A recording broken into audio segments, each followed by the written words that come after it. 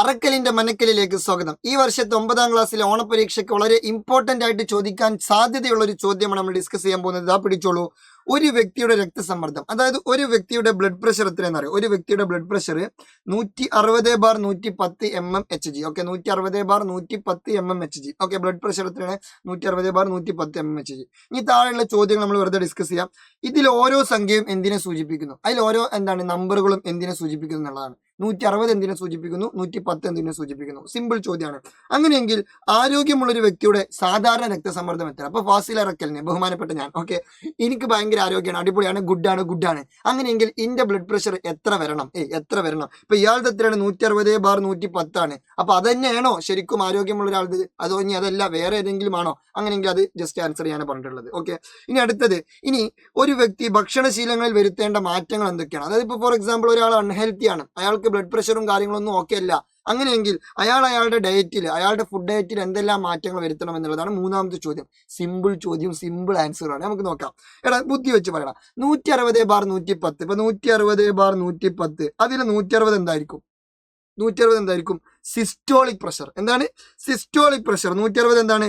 Systolic pressure. അങ്ങനെയെങ്കിൽ 110 എന്തായിരിക്കും? Diastolic pressure. എന്താണ്? Diastolic pressure. സിമ്പിൾ ആണ്. 160 സിസ്റ്റോളിക് പ്രഷറും 160 ഡയസ്റ്റോളിക് പ്രഷറും. അതായത് ഏതൊരു ബ്ലഡ് പ്രഷറിന്റെ യൂണിറ്റ് എടുക്കുകയാണെന്നുണ്ടെങ്കിലും ആദ്യത്തെ നമ്പർ സിസ്റ്റോളിക്കിനെ റെപ്രസെന്റ് ചെയ്യും, രണ്ടാമത്തെ നമ്പർ ഡയസ്റ്റോളിക്കിനെ റെപ്രസെന്റ് ചെയ്യും. നിങ്ങൾ SD എന്ന് ആലോചിക്കുക. എന്താ ആലോചിക്കേണ്ടത്? SD. ഞാനിവിടെ എഴുതി തരാം. SD എന്ന് ആലോചിച്ചാൽ മതി. SD. ഓക്കെ, SD എന്താ ആലോചിക്കേണ്ടത്? SD. അതായത് ആദ്യത്തെ ലെറ്റർ സിസ്റ്റോളിക്കും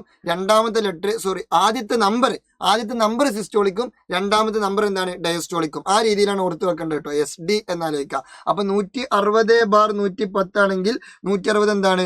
സിസ്റ്റോളിക്കും 110 എന്താണ്? ഡയസ്റ്റോളിക്കും. ഇനി 130/150 ആണെന്ന് വിചാരിക്കുക. അപ്പൊ 130 എന്തായിരിക്കും? സിസ്റ്റോളിക്കും 150 എന്തായിരിക്കും? ഡയസ്റ്റോളിക്കും. ഇനി 90/70 ആണെന്ന് വിചാരിക്കുക. അപ്പൊ 90 എന്തായിരിക്കും? സിസ്റ്റോളിക്കും 70 എന്തായിരിക്കും? ഡയസ്റ്റോളിക്കും ആയിരിക്കും. അതായത് ആദ്യത്തത് സിസ്റ്റോളിക്കും രണ്ടാമത്തത് ഡയസ്റ്റോളിക്കും. അങ്ങനെ ഓർത്ത് വെക്കുക.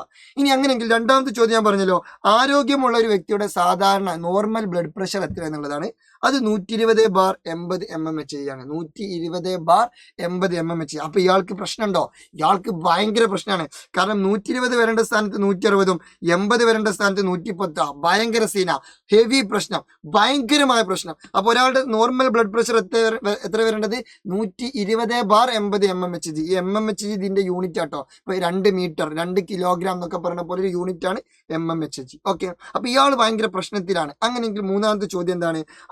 അയാളുടെ ഭക്ഷണശീലങ്ങളിൽ വരുത്തേണ്ട മാറ്റം, ഫുഡ് ഡയറ്റ് എങ്ങനെ ചേഞ്ച് ചെയ്യണം എന്നുള്ളതാണ്. സിമ്പിൾ ആണ്, നമുക്ക് എല്ലാവർക്കും അറിയാം. അയാൾ എന്ത് ചെയ്യണം? നല്ല ഹെൽത്തി ആയിട്ടുള്ള ഫുഡുകൾ കഴിക്കണം, പിന്നെ എണ്ണക്കടികൾ ഒഴിവാക്കണം, പൊരിച്ച സാധനങ്ങൾ ഒഴിവാക്കണം, ബേക്കറി ഐറ്റംസ് ഒഴിവാക്കണം, മധുരം കുറച്ചാൽ അത്രയും ബെറ്റർ. പിന്നെ അതുപോലെ തന്നെ വ്യായാമം കൃത്യമായിട്ട് ചെയ്യണം. അങ്ങനെയുള്ള കാര്യങ്ങളൊക്കെ എഴുതി വെക്കുക. റെഡ്യൂസ് സാൾട്ട് ഇൻടേക്ക്, ഉപ്പിന്റെ ഉപയോഗം കുറയ്ക്കുക, പിന്നെ കൊഴുപ്പ് കുറഞ്ഞ ഭക്ഷണം ശീലിക്കുക. ഈറ്റ് ലോ ഫാറ്റ് ഡയറ്റ്, കൊഴുപ്പ് കുറഞ്ഞ ഭക്ഷണങ്ങൾ ഒഴിവാക്കുക. കൊഴുപ്പ് കുറഞ്ഞ ഭക്ഷണങ്ങൾ ശീലമാക്കുക. പിന്നെ അതുപോലെ തന്നെ എണ്ണക്കടികൾ ഒഴിവാക്കുക. അങ്ങനെ എന്തെങ്കിലുമൊക്കെ എഴുതി വെച്ചാൽ മതി, ലൈക്ക് കിട്ടും.